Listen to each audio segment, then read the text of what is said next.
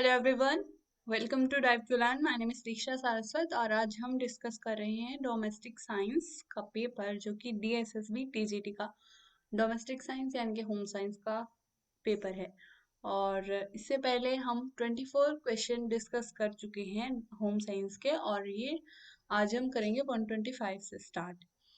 उससे पहले वो जो क्वेश्चन डिस्कस हुए हैं वो दो पार्ट्स में हैं और उसका लिंक डिस्क्रिप्शन बॉक्स में है। अगर अभी तक आपने वो नहीं देखा है तो आप देख लीजिए, आपको बेटर क्लैरिटी हो जाएगी। साथ में थोड़ा थोड़ा मैंने एक्सप्लेन भी किया है तो कॉन्सेप्ट्स भी आपको सीखने को मिलेंगे। तो चलिए आज का वीडियो स्टार्ट करते हैं। First question is the tongue in general acutely inflamed is called pellagra, osteoporosis, glossitis या फिर अनीमिया। तो इसका जो करेक्ट आंसर है वो है हमारा ग्लोसाइटिस। ग्लोसाइटिस बेसिकली होता है due to deficiency of vitamin B complex और मेनली ये राइबोफ्लेविन की डिफिशियंसी से होता है, जिसमें ए राइबोफ्लेवोनोसिस नाम से ये पूरा डिसीज का एक ग्रुप होता है और उसमें आपको मेजेंटा टंग और आपका ये ग्लोसाइटिस और चिलोसिस ये सारी आपको देखने को मिलेंगी। Then we have 126 question, that is thyroid and parathyroid hormones maintain the concentration of which nutrients in blood। तो यहाँ पर है हमारा कैल्शियम। तो जो ये पैराथायराइड और थायराइड हार्मोन है ये ब्लड में कैल्शियम का कंसेंट्रेशन को मेंटेन करते हैं। Then we have which one of the following is not a naturally formed carbohydrate. तो इसका आंसर है pectin। Okay. Now 128th question, the ability to keep the body temperature within certain limits despite changes in the external environment is called। तो body की ऐसी ability जो कि body temperature को limit में, एक सर्टेन लिमिट में रखती है, चाहे बाहरी वातावरण कैसा भी हो। मतलब बाहरी वातावरण में अगर चेंज भी है तो भी वो उसे कंट्रोल करके रखेगी एक सर्टेन लिमिट के अंदर। तो वो जो प्रोसेस है, एबिलिटी है, वो है थर्मो रेगुलेशन। थर्मो मीन्स ताप और थर्म मीन्स ताप और रेगुलेशन मतलब उसको नियंत्रित करना। मेटाबॉलिज्म आपको पता ही है। और हाइड्रोलाइसिस मतलब वाटर, हाइड्रोलाइसिस मतलब वाटर, जब किसी वहां पे वाटर को मतलब वाटर से रिएक्शन हो रही होती है तब ये हाइड्रोलाइसिस है।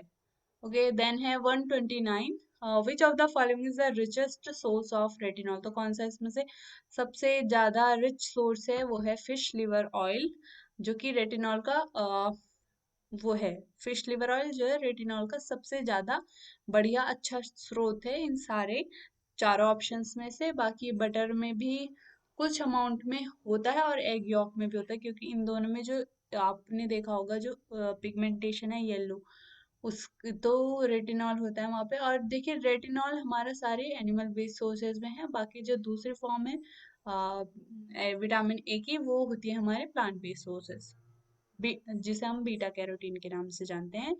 Now 130 question is riboflavin molecule is a heterocyclic ring of which and nitrogen atoms. तो यहाँ पे क्या आएगा, तो इसका जो आंसर है वो है यहाँ पे हमारा I think it is carbon, या इट्स कार्बन। तो जो राइबोफ्लेविन है वो कार्बन और नाइट्रोजन एटम्स की साइकिल है। हेट्रोसाइक्लिक स्ट्रक्चर है इसका, heterocyclic ring. Okay, next question है goitre is cause due to deficiency of. तो किसकी डिफिशियंसी से होता है, आयोडीन की डिफिशियंसी से होता है। Most simple question. Then which one of the following contains carbon, hydrogen, oxygen and nitrogen. तो नाइट्रोजन से क्लियर होना चाहिए आपको कि प्रोटीन ही आएगा, तो इसका करेक्ट आंसर है प्रोटीन। फैट्स में हमारा ग्लिसरॉल और ग्लिसरॉल और फैटी एसिड्स होते हैं, और कार्बोहाइड्रेट में हमारा कार्बन, हाइड्रोजन, ऑक्सीजन होता है, नाइट्रोजन नहीं होता है। वाइटामिन्स में वो चीजें डिफर करती हैं। Then we have the question, the main energy food sources are. Energy के जो फूड सोर्सेज हैं वो कौन से हैं। तो यहाँ पर जो है हमारा आंसर होगा डी, यानी कि कार्बोहाइड्रेट्स एंड फैट्स। तो कार्बोहाइड्रेट देता है 1 ग्राम पर 4 किलो कैलोरीज एंड फैट्स देता है 1 ग्राम पर 9 kilo calories. Now 134th question is, in balanced diet approximately of total calories come from carbohydrate source। तो कितने प्रतिशत जितनी कैलोरीज कहाँ से, मतलब जो टोटल डाइट में है, बैलेंस डाइट में, वो कहाँ कार्बोहाइड्रेट से है, वो कितने प्रतिशत है। तो इसका आंसर है हमारा सी, 60 to 70%। ये आइडल है जो कि प्रोपोर्शन होना चाहिए एक बैलेंस डाइट में कार्बोहाइड्रेट का। Then WHO stands for World Health Organization. Now the 136 question is, for dietary fiber dash is the richest source। तो यहाँ पे आंसर है ब्रेन। तो ब्रेन मतलब जो भूसा हो, मतलब जो उसके एक, आपने चावल देखा है, अगर आपने पैडी सीड्स देखे हैं, मतलब उसको धान बोलते हैं, तो वो जो अगर आपने वो देखा है उसका ऊपर का छिलका एक तरह से, वो ब्रेन।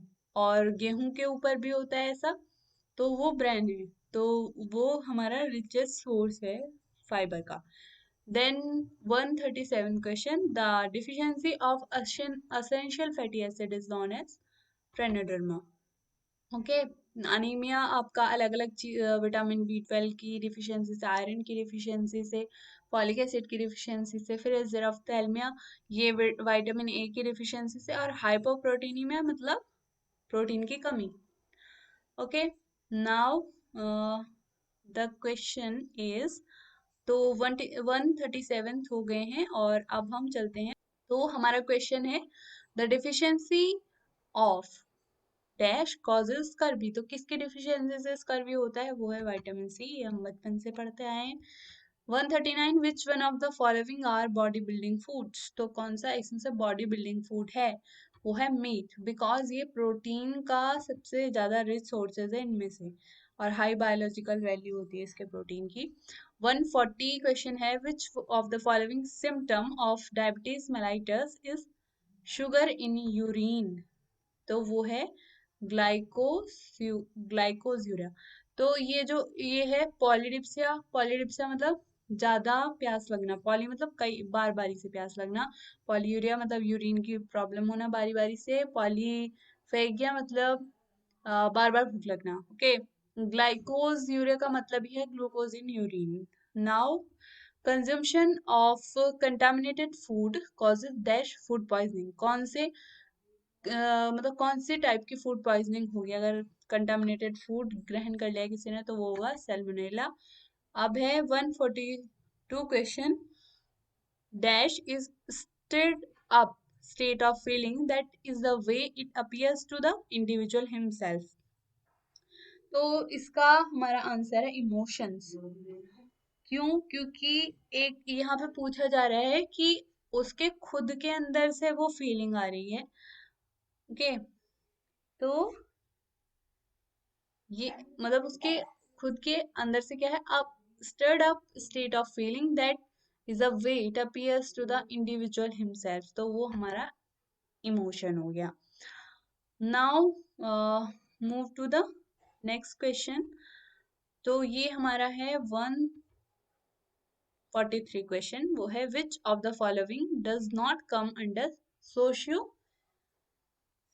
Psychological needs. तो सोशियो साइकोलॉजिकल नीड्स में से इसमें से हमारा डी नहीं है। ये सारी जो है सोशियो साइकोलॉजिकल नीड्स हैं, और ये कंसिडर भी की जाती है, जबकि ये इतना कोई इसको महत्वता भी नहीं देता, और ये इसके अंदर भी नहीं आती है। Now the next question is, what prepares an individual for the necessary adjustment and adaptation. वो है लर्निंग, क्योंकि जब तक कोई बंदा सीखेगा नहीं तो वो उसमें पर्सनैलिटी डेवलप होने में भी लर्निंग चाहिए, एटीट्यूड बिल्ड होने में उसका एक अच्छा एटीट्यूड, उसका एक ये सारी क्वालिटीज उसमें तभी मतलब उसकी अच्छी होंगी जब वो कुछ सीखेगा। Now 145th question, there is an instinct dash during an emotional distress. तो वो है appeal. Now, 146 question, the model mostly used for teaching elevation in geography is the relief model.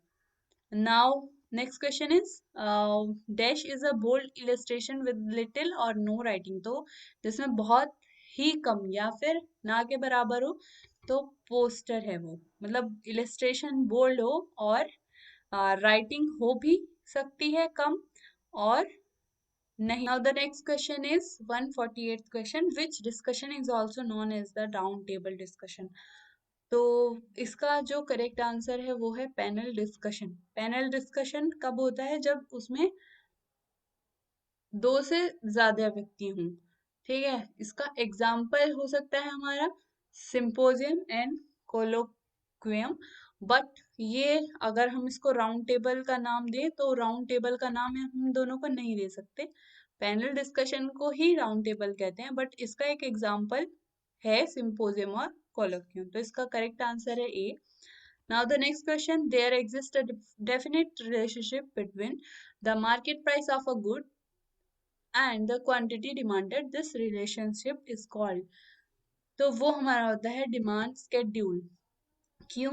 देखिए, एक ये जो है डिमांड स्केड्यूल क्या होता है, एक मार्केट डिमांड स्केड्यूल का मतलब है एक, इसमें एक टेबल होता है जो कि क्या डिफाइन करता है, क्वांटिटी जो कि सारे जितने भी मार्केट में कंज्यूमर हैं उन सब की डिमांड को वो पूरा करेगा, और जितना भी मतलब वो प्रोडक्ट वहां पे उन्होंने बनाया है वो सारा का सारा उनके गिवन प्राइस पे वो बिक जाएगा, सेल हो जाएगा, मतलब जितना उन्होंने प्राइस रखा है उस प्राइस पे वो सेल हो जाएगा। मतलब ऐसा नहीं है कि उसमें कुछ बार्गेनिंग होगी और पीपल नहीं होंगे एग्री उसे लेने के लिए, ऐसा नहीं होता है इसमें। मतलब जितना बना है उस रेट में वो चला जाएगा, वही हमारा डिमांड स्केड्यूल होता है। Now 150 question is a line that defines all those combination of goods between which the consumer is indifferent। तो ये हमारा है इंडिफरेंस कर्व। इंडिफरेंस कर्व होता है जब एक दो प्रोडक्ट हैं, दोनों अलग अलग हैं और मतलब उनका, देखिए यहाँ पे है is a line that defines all combination of goods between which consumer is indifferent.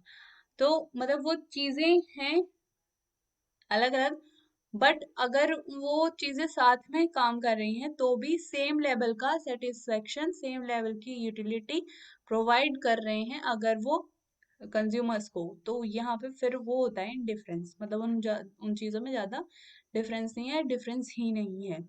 Now the full form of RTS is, उसका है answer C, rate of technical substitution. 152 question, which one of the following is not among the first writers of sociology? निम्नलिखित में से कौन से प्रथम, मतलब ये फर्स्ट राइटर्स नहीं है, मतलब कि पहले टाइम के प्रारंभिक नहीं है, तो वो है डॉन मार्टिनडेल। क्योंकि दुर्खीम भी हैं, उनकी भी डेफिनेशन आपने देखी होगा, सोशियोलॉजी में पढ़ा है, स्पेंसर, मैक्सवेल, ये सारे के सारे ही प्राइमरी राइटर्स हैं सोशियोलॉजी के। Now the question is the book principles of sociology published in 1877 was written by, तो इसका जो आंसर है वो है Herbert Spencer. Principles of sociology जो बुक लिखी थी वो हर्बर्ट स्पेंसर ने लिखी थी। Now who is the father of sociology, तो वो हैं ऑगस्ट काम्टे। ऑगस्ट काम्टे थे, उन्होंने मतलब उन्होंने ही ये पहले सोशियोलॉजी समाजशास्त्र के फादर उनको कहा जाता है, मतलब समाजशास्त्र के जनक जिनको कहा जाता है वो ऑगस्ट काम्टे हैं। Now, there is a totally learned behavior in which a child's personality is nurtured and developed is culture. Education और सोसाइटी, एजुकेशन एंड सोसाइटी भी अहम है, बट उसकी पूरी पर्सनैलिटी जो इफेक्ट करती है वो उसके कल्चर और उसके डेवलपमेंट में भी सबसे बड़ा रोल उसके कल्चर का होता है, ठीक है। जो कल्चर उनकी फैमिली में फॉलो किया जाता है, सोसाइटी में आसपास, कल्चर की बात हो रही है, ठीक है। Now 156 question is which one of the following one of the cultural pattern is not found in Indian culture? Gandhism, capitalism, joint families और एग्रीकल्चर। तो इंडिया में जो नहीं फॉलो होता है वो है capitalism. Now night blindness is due to the deficiency of vitamin A, बहुत कॉमन क्वेश्चन है। अब है 158 क्वेश्चन, जो कि है is used as an adulterant in sugar. तो शुगर में क्या अडल्ट्रेंट की तरह यूज होता है? Chalk powder. Okay, chalk powder भी वाइट होता है और शुगर भी, जो रिफाइंड शुगर है। तो इसी वजह से हम यहाँ पे मतलब बहुत से लोग चॉक पाउडर यूज। आज का ये वीडियो शायद थोड़ा सा लंबा जाने वाला है, क्योंकि आज हम बहुत सारे क्वेश्चन डिस्कस कर रहे हैं। तो अब है the normal blood sugar level of an adult पर 100 ml इज। तो वो है हमारा 80 to 120 मिलीग्राम पर 100 ml। C option will be correct. ये सी वाला हमारा करेक्ट ऑप्शन होगा। Now drugs like antihistamines and corticosteroids are given to treat allergies. Now 161 question is dash is a very tiny unit of length appropriate to measuring tiny living creatures like bacteria. तो वो हमारा है nanometre. Okay, तो आज के लिए इतने ही question हैं और आगे मैं डिस्कस करती रहूंगी। तो हमारे चैनल को सब्सक्राइब करें, और अगर आपको वीडियो पसंद आए तो लाइक करें, शेयर करें। आप शेयर करेंगे तो ज़्यादा लोगों तक पहुंचेगी और हमें भी मोटिवेशन मिलेगा। तो keep sharing. Thank you so much.